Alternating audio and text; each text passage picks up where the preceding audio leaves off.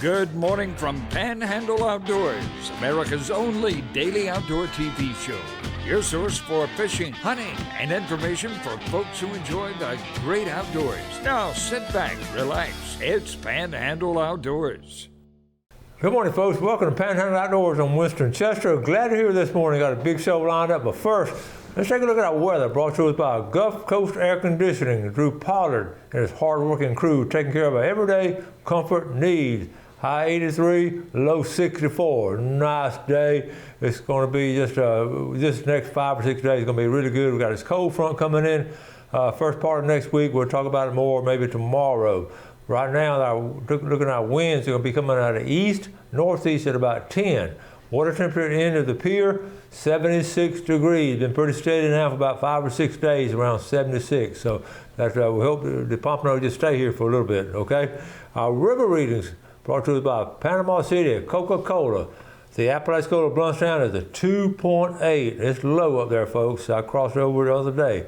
The Choctaw at Caryville, 1.1. Both rivers are extremely low. We don't have any rain in sight, so they're going to stay low. Our tide chart brought to us by Kent Forest Lawn. We're looking at the tides today. Decent, a little bit of a tide this morning, but then the next 3 or 4 days, we're in a neat tides. Don't forget, we got full moon coming up Saturday, so a lot of sort of dead time right there. The biggest thing to do now is just see which way the wind's blowing and get out of the wind to fish. All right, going to take a break. Got a special guest here. We'll be right back. Okay, welcome back, folks, and welcome to our guest this morning. Been on before, been a little while since he came on. I've been twisting his arm now for a little while to get him to come back on. J.B. Hillard from Defuniak Springs, welcome back. Thank you, sir. Good to be here. President of the Bent Rod Fishing Club. I guess you've been elected president for life because I started the club. I understand. We're so glad to have you, and we communicate back and forth a lot. He'll send me some pictures of what all was going on up that way. We really were able to stay in touch with that northern Walton County and down around the rivers and all, but JB and his crew keeps us posted a lot. So yeah. What's been going on? We've been doing a lot of fishing here lately, and mullet fishing is back in swing. This is going to be a mullet fishing expert talking right here. Before, we're going to talk a lot about catching those mullet, but let's talk about when you started Bent Rod Fishing Club, what inspired you to get it started? Well, we didn't have any group up there, you know. We have a life enrichment senior center, and I was very much involved in helping get that started in Defuniak. And somewhere along the way, it started about 15 years ago, and probably about 8 or 9 years ago, we started the club just to have a group, and it's worked out really well. Met a lot of new people I didn't even know, you know. And of course, people moving down here from other states have come to the senior center, and they found out about the club. And it's a small group, about probably 12, 15 people that show up, you know, for the meetings, and it fluctuates. But we fish everything, guys. Fish offshore, they fish the surf. Primarily, though, we're bay guys and gals and river. That's why it's been so impressive, because we've talked about this, and the way they did it now, basically the senior center, they just sort of sprung off of that, and that's why this is an inspiration. A lot of y'all have contacted me about starting some fishing clubs, and this would be a good way to do it. Ladies want to start a club, some guys, I've had guys talk about starting a fishing club. This would be a good way to do it. Just planted the seed there. And here's your logo. I love your logo here. The Bent Rod Fishing Club in Defuniak Springs. So I'd love to see one here in Bay County. We have one down there in Gulf County, and we've got one in Walton County, so it'd be great to have one. So I want to congratulate you again. I've told you before how proud I am of all y'all doing that. Well, thank you. And especially the fish fries y'all put on, I get invited to those. Yeah, you missed the last one. I know, I was out of town. But, yeah, school board. Yeah, but anyway, we're going to, we got to get our schedule on days. But y'all don't have any trouble finding the fish for the fish fry, do you? Well, every year I agonize about it, but I always end up with more than we need, you know. It is a bona fide old-fashioned fish fry. Just get out there and just cook it, and we don't buy fish. that's what I'm saying. They don't buy the fish. It's all caught. And I remember it's pretty good about that. And Yeah. we freeze them up a little bit so we make sure we got some. Yeah, that's good. And the biggest thing, y'all still meet once a month, basically. We'll meet once a month on the third Thursday at the Life Enrichment Senior Center there in the Puniac.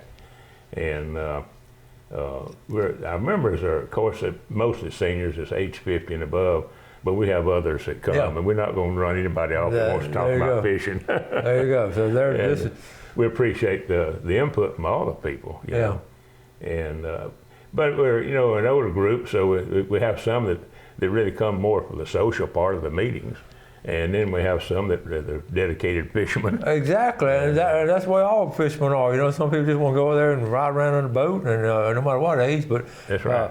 Again, now I wanted him to talk about it because this is a blueprint for us to get started around here up in Jackson County. Just the third Thursday is always a good time because people can remember third Thursday. Yeah, sometimes I got mixed up one time and I was saying second Thursday, and I had people showing up on the second Thursday. The third Thursday, I like that. I like that. Father Time has caught up with me in the memory department. Yeah. So, but when you do your fish fries, is it once every couple times a year y'all do them, right? Just once a year. Just once a year now. We could do two, but we don't. Yeah. Well, I want to encourage y'all to do two in the fall and in the spring. In the fall, we'll do some mullet. I know, because that's what we want to talk about today. I know y'all been catching mullet. Yeah, we have lately. The bite's been really good on Choctaw River, and it was a long time in coming. We went through a drought on fish over there, and everybody was wondering where the mullet were, but they finally showed up a few weeks ago, and I mean big time. There's mullet everywhere you go over there right now, and people that know where to go. We have, what we call sort of community holes. Yes. And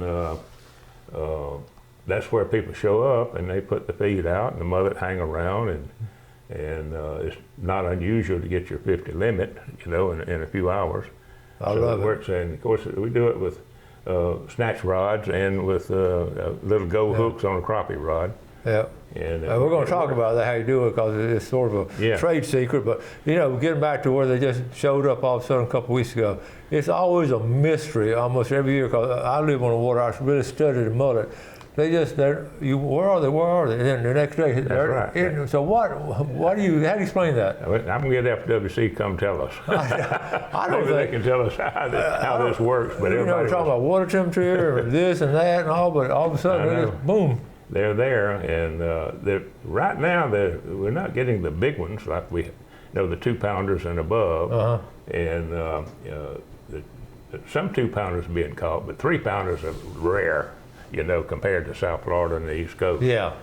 And, okay, well we're going to try to find out why. We're going to take a break, come back and show you some of these pictures. We'll be right back.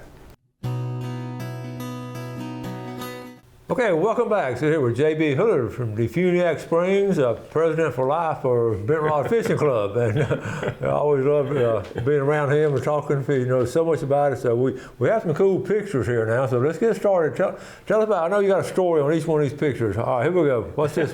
That's a good friend of mine, Carl Shaw. He's a transplant from Canada, and cool. He immigrated to the U.S. and he's now a U.S. citizen. I took him mullet fishing. That's his very first mullet. Oh, cool. So that's the reason I took a picture of him, and we've been several times since. And well, he's hooked now, I bet. He's hooked, yeah. He got an Alabama. He's from Canada, got an Alabama football. Yeah, he likes Alabama. That's cool. Oh, what we got here? So that one, my sister in Tallahassee, she lives right close to Lake Jackson. Mm-hmm. And the way I understand it, she was in the backyard one day and heard something hit the roof of the house. What? And that bounced off in her backyard. No way. And obviously a eagle or osprey or something picked it up. Yeah. It looked like about a 2-pound catfish to me. What a story. That is a fishing story. I bet she couldn't wait to call and tell you about it. I've heard of these things, but this is the real life thing. It looks like a flathead too. Yeah, Lake Jackson, and you can see, probably the lake is low up there, And Pick 'em the eagle, there are eagles up there, and just flew right down, and probably the catfish probably put a stinger on them or something, and then probably dropped it. Not hell, it might be too heavy for them or something. Who knows? They're usually dropping. What's the story on this one? That fish was caught by James Singletary not too long ago, and it's just such a striking picture. I chose to bring it down here to see how large it is compared to his foot pedal on his trolling motor, and the color is just outstanding. And he got that picture just a few seconds after he landed it. Yes. So it's I don't know how long it is. So that's the foot pedal on a trolling motor. He did tell me it's a 1.4 pounder, so it was almost a pound and a half. And that's a nice sized brim there. Wow, that sure is. Off the Choctahatchee. I recognize this fella. You recognize him, don't you? Yes, sir. That's Gil from the RAP fishing system company he owns. And we were down at, I believe we were down at Commander's Landing. Okay. And we were catfishing, and he caught that big old carp there. That thing must have weighed 15, 20 pounds, you know. Wow. Landed that thing on just a little brim rod reel. Is he still using his RAP system? Yeah, he's very much into that, and he's invented some new lures, I guess you'd call them. Okay. And I just got an email from him yesterday, and he's been waiting for this cool weather so he can get back to speckled trout and sheephead, and he's getting ready to get back into to well, that. relay to him. We'd love to have him come back down because he did a great show. I'll pass the word to him. Seriously, that RAP system, I mean, he was catching, they were catching. That thing really works. Yes. It really does, yeah. Yeah, so we'd love to have him come back down too. Yeah. Okay. Yeah, I didn't recognize this fella. That's Freddie Baker. And, Mr. Baker. It was nice catfish. I think that was down at Seven Runs or Dead River, we call it. And of course, he's wearing a club shirt. I got to show that. He and I have been fishing together several years. In fact, we raised together across the street from each other back when we were kids. Really? I didn't know that. Yeah. Y'all go that back? Yeah, we go that back. And his mother, now, she was a fisherman. So he inherited that gene. Yeah. Fishing. Well, I didn't know y'all across the street from each other. Yeah. Doggone it. Small world. Now, this is what we're talking about. That was, the Choctahatchee has a number of springs that run into the river. Yes. And we were at one of the springs and a couple of years ago in the Shellcracker. No, that's mother, didn't it? That is, yeah. That's a mother. That's you got so you have so many pictures. You caught so many fish. That's one of my mother. And that was not too long ago. Yeah. And that was probably 3 or 4 weeks ago. What a mess. And that's what the coolers are looking like these days. People are doing quite well. And all right, let's see. That's another trip. So, you see one mother picture like that, you've seen them all. These are all different trips. I mean, and that's what you're supposed to do. I mean, you got a different shirt on, so we know it's a different trip. Different trip, I love putting fish on a tailgate and taking a picture. There's something about that when you spread them out like that. I'll tell you, they're a hoot to catch them on a brim buster or a crappie rod, Well, this is the thing about it. You've caught all of these. Those were all caught with a gold hook and no bait. And I just threw that one in. That was down at Brooks Bridge in Fort Walton Beach. Okay. And Gil had taken me down there and taught me how to catch. Were you fishing the RAP system, or? Yeah, we was fishing with a RAP and using oysters for bait in the RAP system. And so that's down at on the that's right down there in the coastal waterway at Fort Walton at Brooks Bridge. Okay, at Brooks Bridge. The new bridge they're rebuilding right now. Okay. And, but that's a good hole for black drum and for sheephead. And of course, everybody knows about it. Cool. No big secret.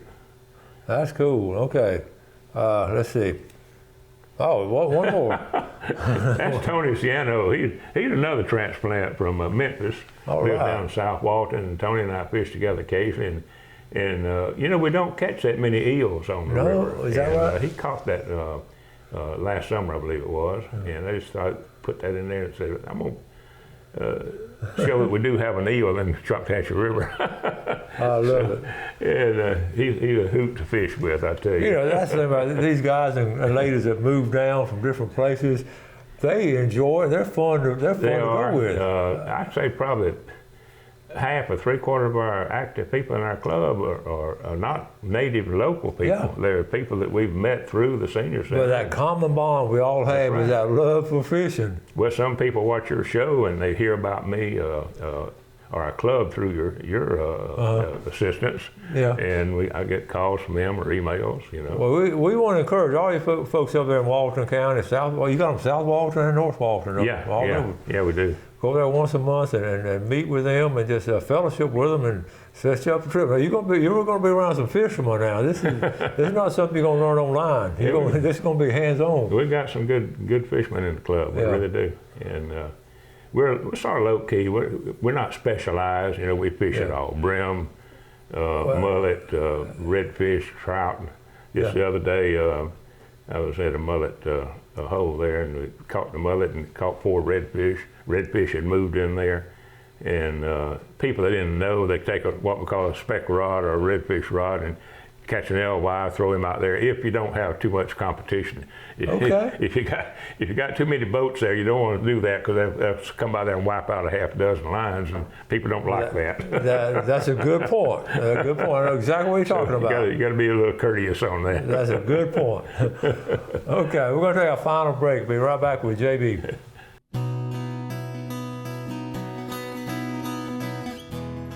Okay, welcome back. First, let's take a look at our fishing game time brought to us by Blue Water Outriggers in Port St. Joe. We're looking at this morning 9:40 to 11:40, tonight 10:04 to 12:04. Now, we want to talk about tactics and different ways they're catching me. We're talking to an expert now.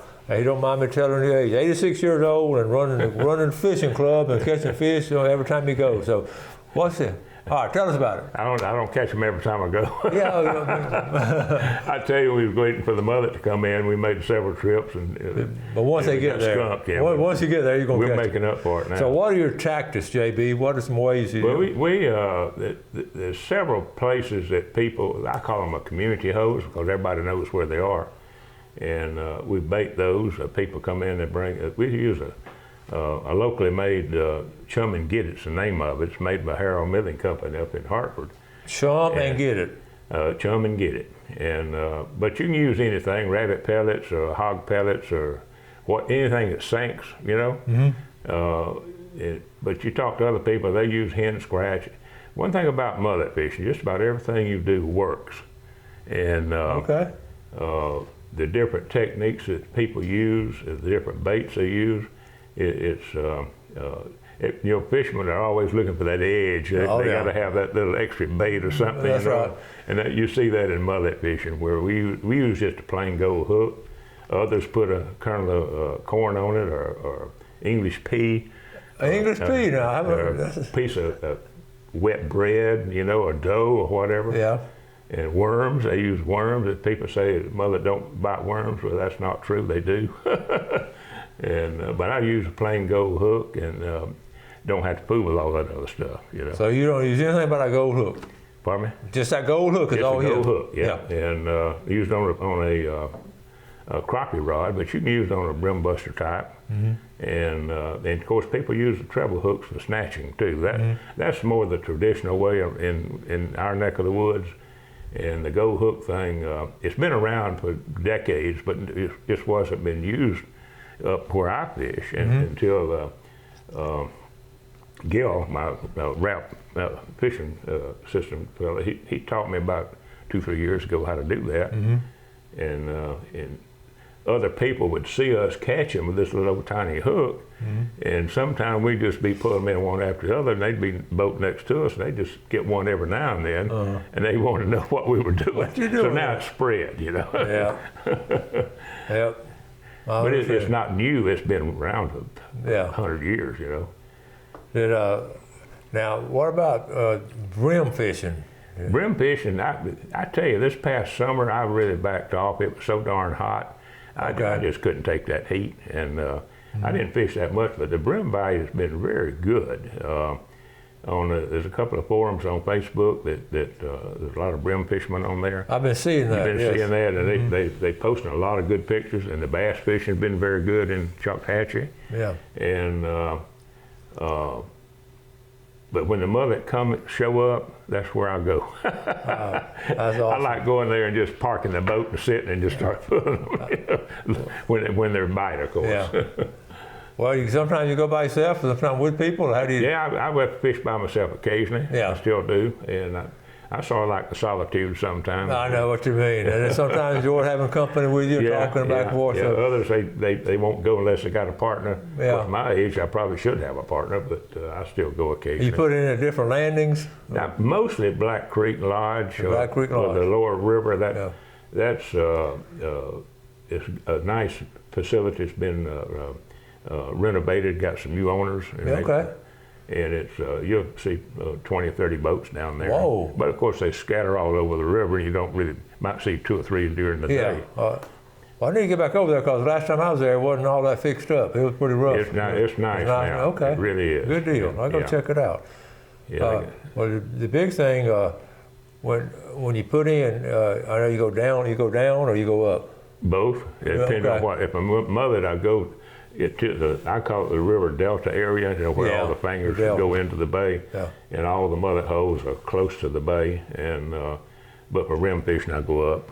And you were talking about the brim will go all the way up to Choctaw, all the way up in Alabama. I mean the mullet. They go all the way up Geneva. You've had friends catch them in Geneva? They catch them up there. I've been told that when the water's low like it is now, that people get out there on sandbars and they actually cast net them. No kidding. And how they taste, I don't have a clue, that far from salt water. Yeah. But they've been catching them over there.